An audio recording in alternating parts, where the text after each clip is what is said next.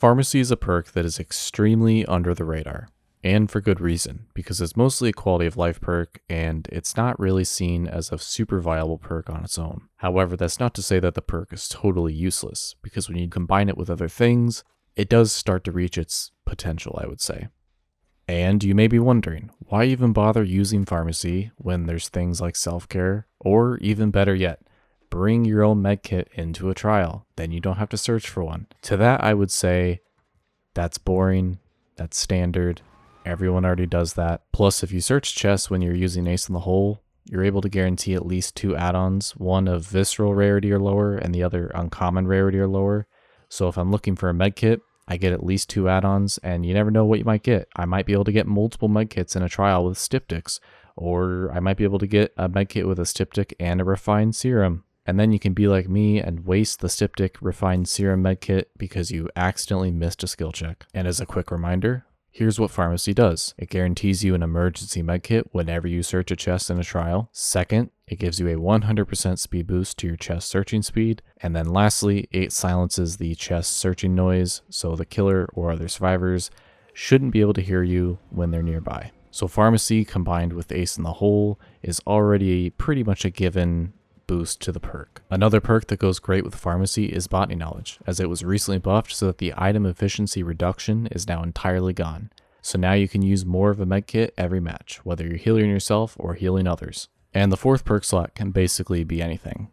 I mean, desperate measures or resilience are really good options for faster healing, but there's one perk in particular that I want to try in combination with pharmacy, and that is Mettle of Man. Mettle of Man requires 3 protection hits in order to activate, and then once activated, you essentially get an ultimate endurance ability. So the next hit that would down you does not actually down you, you just take the hit and you keep going. However, it's a one-time use per trial, and it's also very difficult to get the perk activated because in most trials you're really not taking that many protection hits unless you have a really coordinated group or something.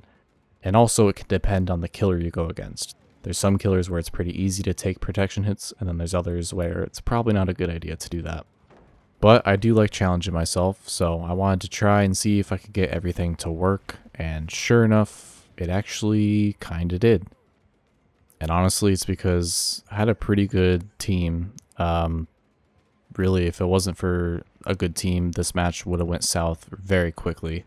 And I got a little lucky with some of these chases, just like that pallet stun there, but honestly, a lot of good teamwork really makes the difference in DBD matches.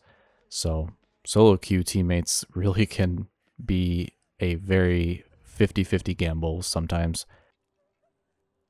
So here's the dredge build that we were going against.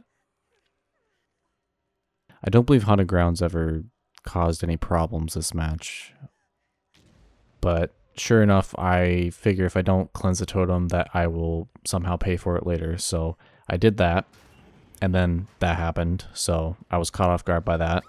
Honestly, I'm not gonna lie, I kind of forgot that cleansing the perk, or cleansing the totem rather, actually reveals the aura of all survivors, so that was kind of a mini failure on my part there, but whatever, I guess I won't be able to search the chest in the basement, and I actually don't think I ever went back to the basement this match just because of what just happened there, because I was too scared of that happening again.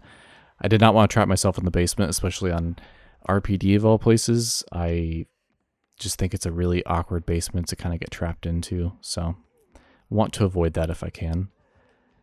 And yeah, as you can see, just this got really tense during the middle portion of this match. A lot of slugging, and honestly, this is where botany knowledge plus any med kits that I had were very useful to have on hand.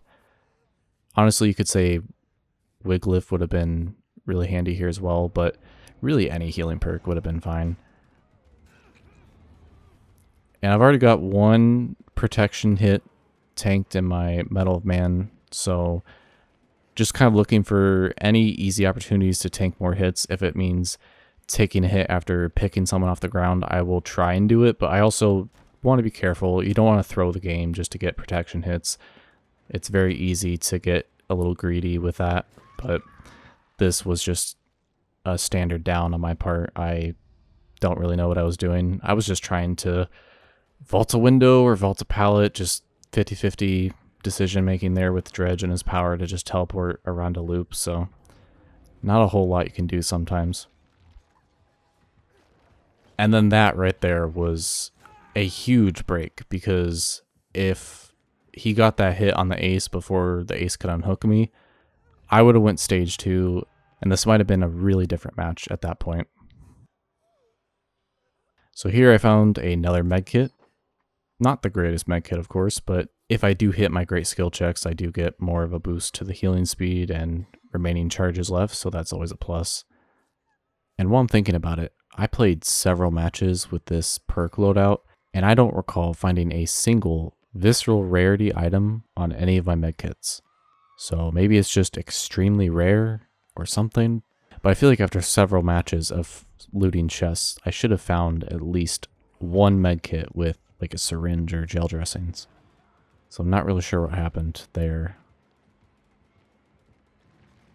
At this point in the match, it was starting to get kind of dicey. I really wasn't sure if things were going to go really south and the match was going to be over in just like 30 seconds or something, or what was going to happen.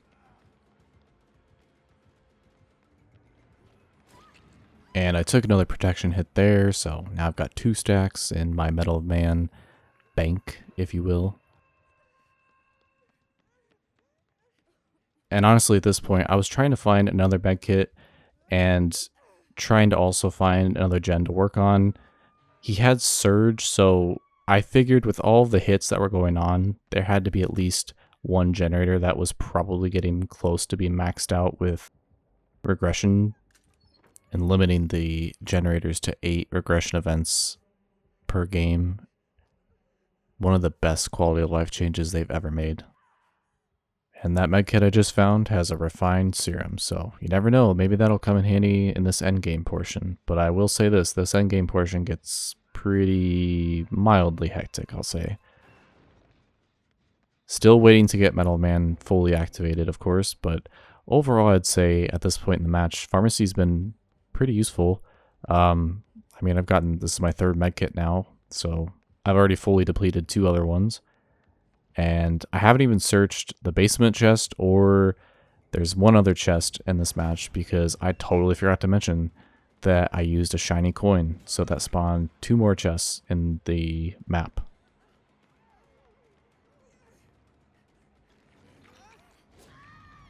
And there we go. Now I have Metal Man activated. I had to regretfully get slugged for it, but it was just the way the match was going at this point. I had to get the Nia off the hook.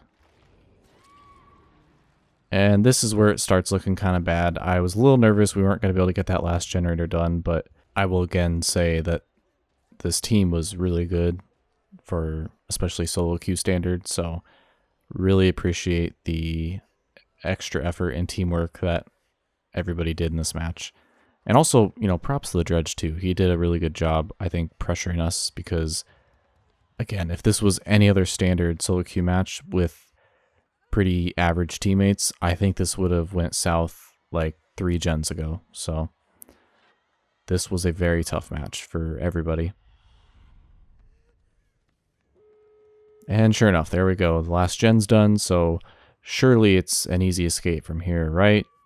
Actually, not yet. No.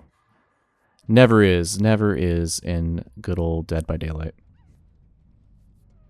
So at this point, I'm not really concerned, because I know where the other exit gate is, and it's just a matter of getting there without wasting my Metal of Man too early. And I wasn't really wanting to get hit there. I kind of screwed up a little bit, but sure enough, I had the ace behind me who helped body block the Dredge a little bit, so it all worked out fairly well. The smarter play probably would have been staying at that one pallet I was at that I threw, because that exit gate probably would have been opened by the tap, so I probably would have been fine either way, but still, it all worked out. Metal of Man was useful, but most importantly, Pharmacy was actually very useful. And I managed to secure a refined serum that I will probably never use. Thanks for watching.